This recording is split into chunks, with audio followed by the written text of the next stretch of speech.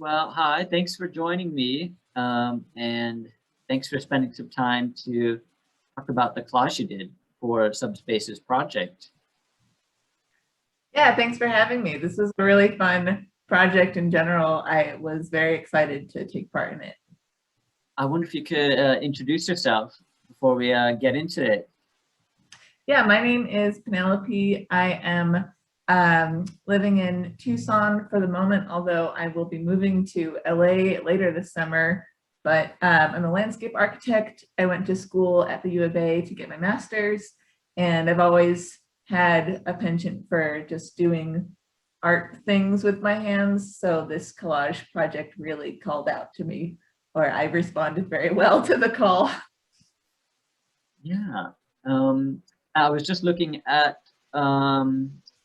your Instagram. There was some other collage you had as well that you did recently, right?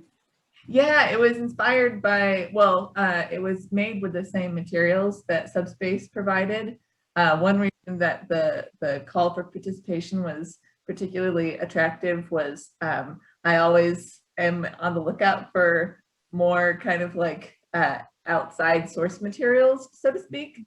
But also I was intrigued to see what the final result would be with everybody's submissions, like how many magazines I wondered did you guys have, or what was the general spread of that. But yeah, the whole thing, I just really like working with my hands as well. That was a really big reason why I love collage. Nice.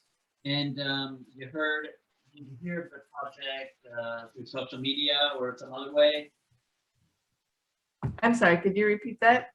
Oh, did you hear about the project through our Instagram or how did it Yeah, get to you? through the Instagram. I've been to a couple shows at Subspace, and I guess I have followed you guys on both my private and my art Instagram, but Mhm. yeah, I've been paying attention because I really like you guys in town. Oh, thanks. Yeah. And what before you got the package, what did you expect? Um, yeah. I think I expected maybe some, I mean, since the prompt was related to the goings on kind of events, I did expect more kind of like news related or current event, maybe politics related content. And I was really pleased to find in my little packet, there was an Audubon Society magazine, as well as, I forget which one, but there's like a kind of more pop Rolling Stone-esque political magazine, and then there was more like maybe a USA Today kind of oriented. But the trio was really fun. So you'll see some of the bird kind of stripes in the bottom are from the Audubon Society, and there's some. I used that one extensively for my second kind of dabbles. Yeah. And so, what was your approach? Is it really focused? Like, did you find that one magazine took over? I think that there was a lot. I think this is pretty evenly split between the magazines that had more to do with politics. As you can see, there's a lot of people in there, but I did cheat and put a drawing that I have made from a previous project where I did a lot of botanical illustration. So the morning glory vine at the bottom is from a kind of coloring book-ish thing that I made. So I colored it in for this project. It was a black and white scan of a drawing that I've done a long time ago. Let's not call it. I won't say cheating. I'll say enhancement. Thank you. I was nervous about it, but obviously it didn't stop me. And I saw that, yeah, other people were really taking some interesting turns with the materials they used.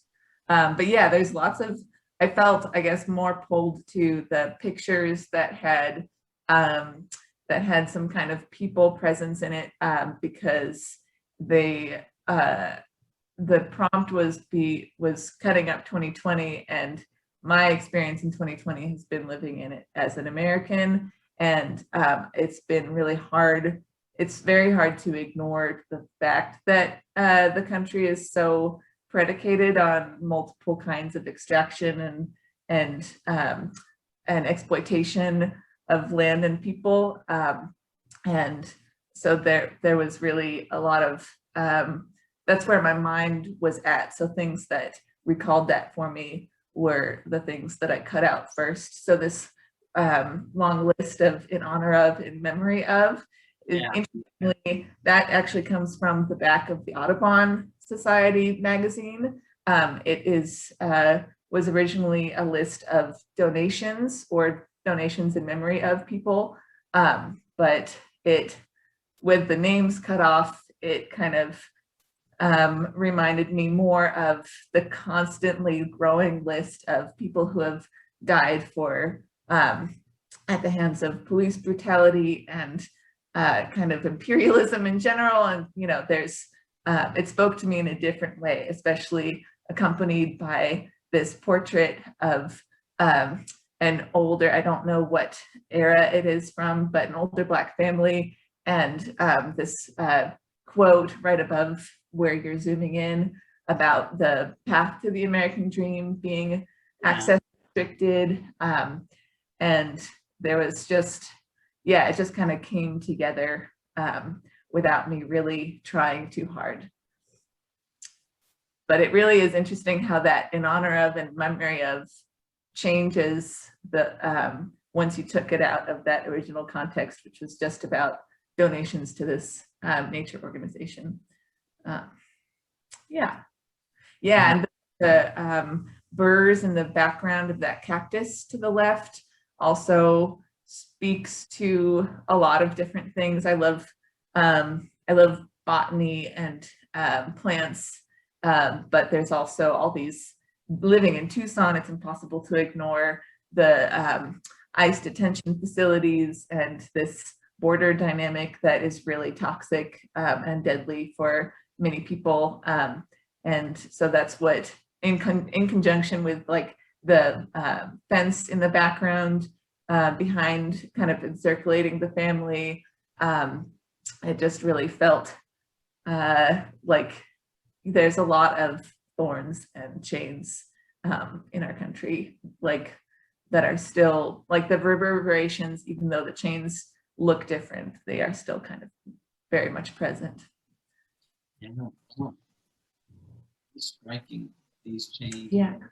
Oh, and then while we're at this, if you zoom up a little bit to those men at the top, I don't, if you recognize them, obviously they're old presidents, and I found it very satisfying I felt like this was a very symbolic thing to put them upside down at the top of the page. Kind of, if you zoom out, I feel like the effect is a little bit greater, but it feels like it's kind of a foundational element to the collage, but it's turned on its head. And to me, that was kind of my way of saying, like, screw you, like, you're a big part of this country, but we're trying to like move past these like systems that you guys have put in place. So the American, you got that word treaty there upside down?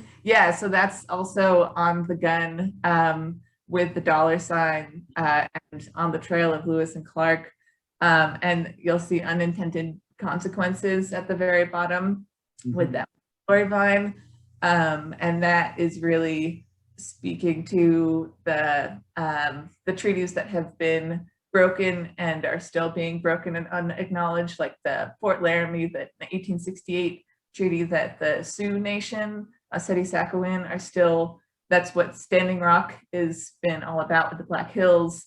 And there's many, many other instances of this happening with many of the pipelines that are actively trying to get pushed through, and having the treaty upside down with the dollar sign, you know, it's kind of on the nose, but it really felt like the American Cruise Lines particularly like encapsulates the capitalism or the profit making kind of motives that people often think of when we talk about oil and these pipelines and things. But the treaty, I think a lot of people who aren't affected by it or who aren't actively reading about it, we don't talk about treaties as being just in the mainstream kind of American dialogue.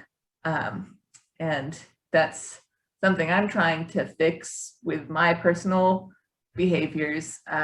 But yeah, it all really goes together, and unintended consequences of, you know, not having Indigenous sovereignty over land is, I think there's been lots of studies about the amount of biodiversity that is in the world and the large percentage of that is under the domain of Indigenous peoples, and the correlations that go between kind of traditional ecological knowledge that Indigenous communities have with respect to the land that they're on, and the land kind of the detrimental impacts of like Western society on that same land.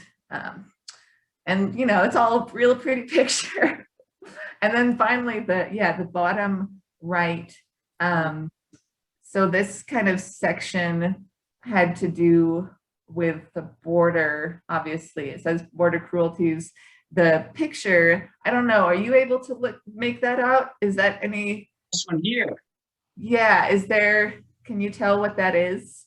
Well, it looks like there's some people that are in these detainment camps, and is this like a coil blanket?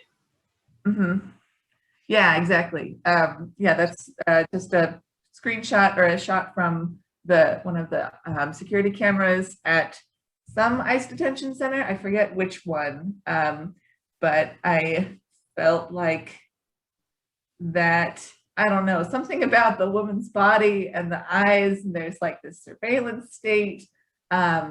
There's, what is that? Can we pan down to that quote? I felt like that was something that encapsulated the same message. Oh, I'm not seeing it. Oh, no. Okay. Yeah. Over window. Is it there now? Yeah. There we go. Yeah. If you're not getting enough iron, put a few iron nails into a bowl of lemon juice and leave it overnight. In the morning, make lemonade out of it. And I think originally it was from kind of a quippy context, but it feels like the not too self-reflective perspective that a lot of people have with respect to the border and immigration in general and stuff is kind of this like, well, it should be, you should be able to do it. Like, you know, there's a lot of people who are not informed about what actually happens at the border and why people actually immigrate, who kind of think like, oh, there's no reason not to do it legally. But sometimes the legal structure is so long and bureaucratic and kind of impossible to navigate, or financially impossible to make, you know, there's like all these problems that make it really impossible for people to do this, and people need to do it for survival. And so I feel like that this kind of, if you're not getting enough iron, make lemonade out of lemon juice and iron nails, like there's some kind of dismissive, I don't know, maybe it's not hitting well, but yeah, that kind of spoke to me about that general point of view, if that makes sense. Yeah, no, it's the placement of these things is not meant to be some shiny advertisement, you know, like the magazines that we gave there, everything is intentionally smoothed out to feed you something. But in this case, I'm definitely pausing at every section to consider Mhm. You know, why has this been, why did the artist put it there? And, you know, why is there's like a shift between something that might seem harmonious and then Yeah, a jarring image, detainment. yeah. Yeah, I think that part of my what I had fun with making this, even though the subjects were not fun to create, but creating this, yeah, different style of dialogue between these images. But I think that's what I really appreciate about collage in general, is this ability to speak, make the images speak differently. And there's a whole picture that arises from all of the bits and pieces, that the bits and pieces weren't created to make that message. And I think that's really exciting when something, when it is able to come together and you take a step back and you see the images just look different in their different contexts. I find that really fascinating. Yeah. And fun. Yeah. Do you think some of your experience as you said, a landscape architect, does that Mhm. come into maybe in the technique of doing it, but also in the history of land use? Yeah, I think unfortunately, I wouldn't say that my education has given me a whole lot of ground to stand on as far as understanding more about land in our country and the politics behind it and things like that. But absolutely, it's something that as just on a day-to-day basis, I think about in some respect or another. And I think very frequently just in practice. And I've had this conversation with landscape architecture colleagues and friends, that there's this constant awareness of who owns the land that I'm working on, because obviously there's contracts and whatnot, but like quickly you get to a point where you're realizing kind of the ramifications of everything. I don't know, land is just so present, and there's so much, there's so many unresolved um, elements in it, and it feels like an intractable issue because to a lot of people, I don't know, it's really complicated. But yeah, I do think about land a lot. I think more, I think about plants, and I've always been in love with botany and horticulture, and then I started being in love with birds because I started to recognize them when they were sitting on my favorite tree or whatnot.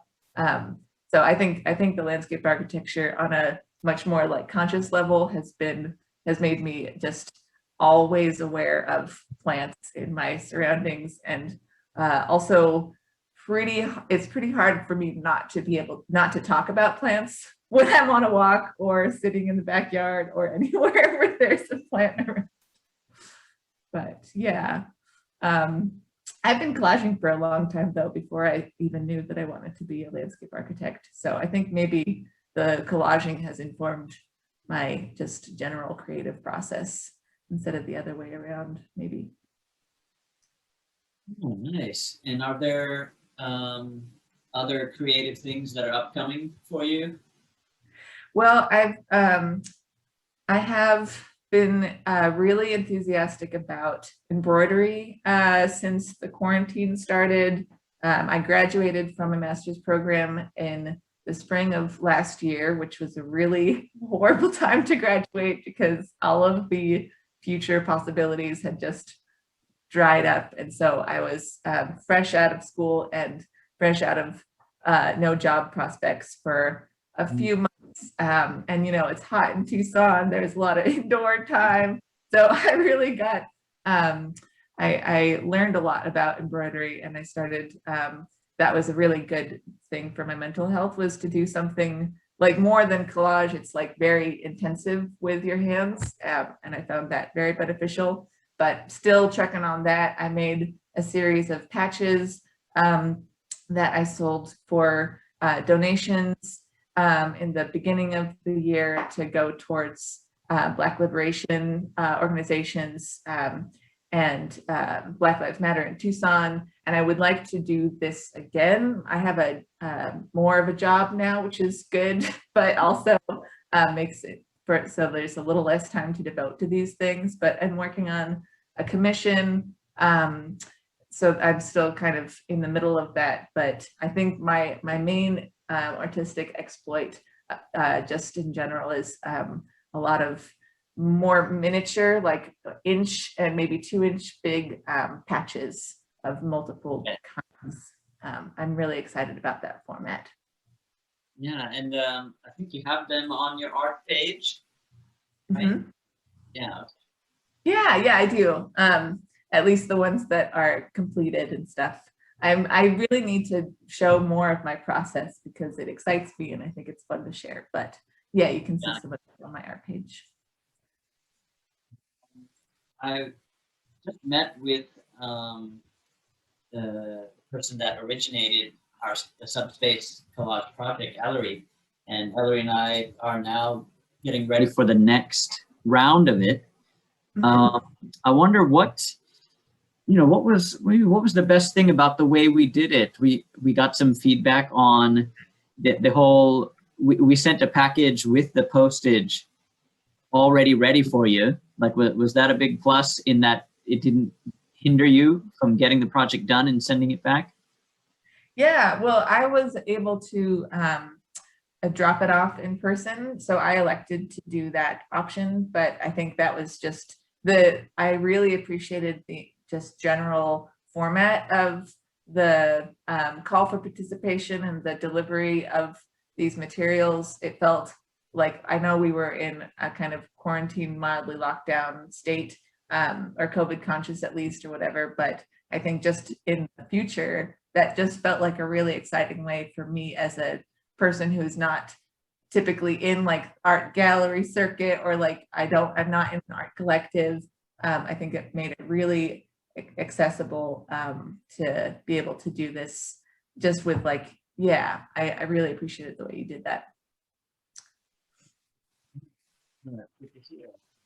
I also really like how all the submissions were hung next to each other. It would have been interesting to, I don't know how you can do that, but I'm just personally curious about what kind of where you got your magazines, or what like the spectrum of magazine styles were. But I guess we got to see that from people's submissions, so maybe it's a moot point. But I mean, Ellery would know more of the process, but those were library magazines. Oh, okay. And so, of course, in that year of 2020, I guess they were still receiving the magazines, but there was no one reading them. Mm-hmm. So there were hundreds of magazines, and we have enough to do the next round and to send out more magazines. But on top of that, I've been asking everyone that made a collage about the material they received, because some of them received like Sports Illustrated, and they've never opened up Sports Illustrated before, or some of them would receive a magazine that is politically extreme, and they decided to face that magazine and work with that material. Yeah. Yeah, I think the unknown factor was really fun, because I think I guess because I like to do collages, and probably everybody who was participating would have had fun had you had like some kind of self-selection process. But I think part of the excitement of this project was kind of the wild card element of it, just to like, here's something, you don't know what it's going to be, work with it. And I appreciated, like I was saying, the mix of subject matters, how there was that Audubon in it, and there's I think as far as my packet went, I felt like you guys did a nice job of like a spectrum of subject matter. But that was very like a fun moment. Like, what is it going to be? Right. And and we're trying to think of a theme for this next round. And you know, we don't want to limit people's creativity. And Mhm. it is great to send a random set of magazines, in that it's a kind of a limit, in that you have to use this source material, but Mhm. people are able to express themselves in any way. Can you think of any theme or like a statement that we might do our next round of collage on? Wow. Oh yeah, I don't know. That's a really good question. I can see why you guys have been puzzling because it's not, I mean, the end of the year, maybe, when was this? I think it I'm, might have been 2 months back. yeah, okay. So we were kind of coming out and feeling like this is like a new phase. Vaccines are happening. I feel like that maybe makes sense. Yeah, I don't know. I feel like I immediately start thinking of personal questions, like a personal prompt kind of thing, like I don't know, a dream you've had, or um these things that I have a hard time thinking of a question that would apply. I've liked what I mean to say, I'll roll it back. I really liked how this prompt had to do with our relationship to the world.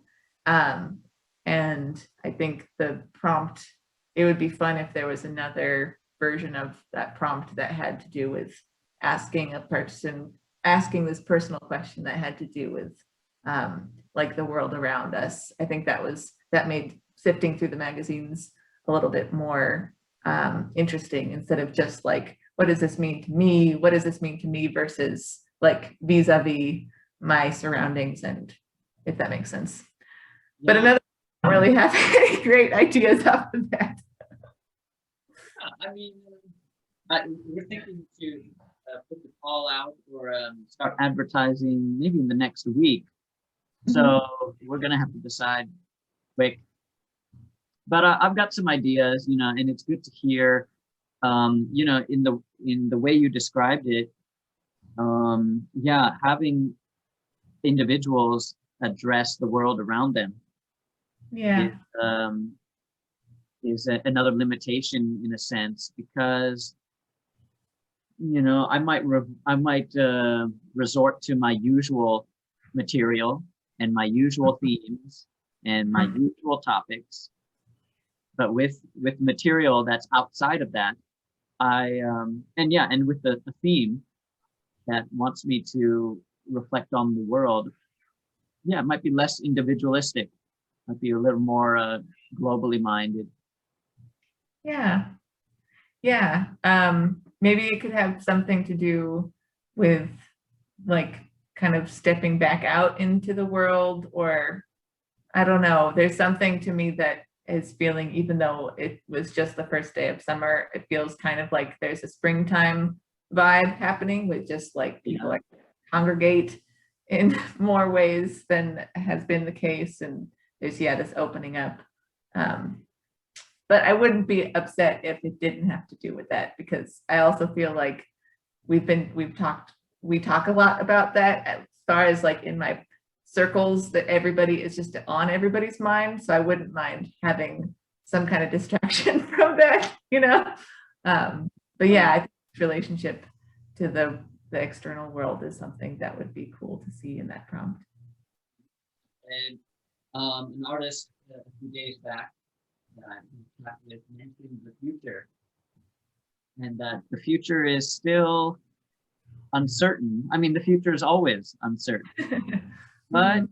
is the idea of the future, is it changed now? Interesting. Yeah, and is it um yeah, like what's on our mind about the future? So I might have to drum up, I might have to, you know, um just write a bunch of catchphrases and try to think of a theme with the future. Yeah. Yeah. Well, I'm excited to see what you guys cook up. Yeah, thanks for giving us this time, Penelope, and expanding on what you put. on our little 8.5 by 11 piece of paper. Thank you so much. This was a treat to come back to and delve into a bit more. I appreciate you having me. Yeah, well, have a good day, and yeah, we'll chat later, maybe after the next collage. Awesome. Yeah, sounds good. Okay. Thank you. Bye.